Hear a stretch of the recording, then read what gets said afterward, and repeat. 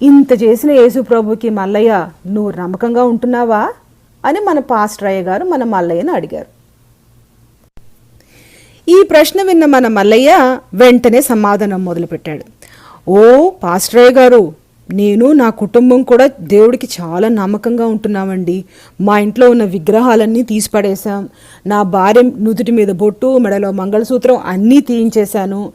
ఇంకా అసలు మా హిందూ స్నేహితులను కానీ బంధువులు కానీ మా ఇళ్ల వైపు రానివ్వము, మేము కూడా వాళ్ళ ఇళ్ల వైపు వెళ్ళము.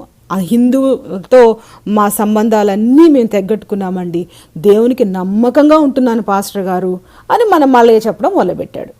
పాస్టర్ గారు సంబరపడటం చూసిన మన మల్లయ్య తన జేబులోంచి తన ఫోన్ బయటకు తీసి ఓ 2 ఫోటోలు పాస్టర్ గారికి చూపించాడు.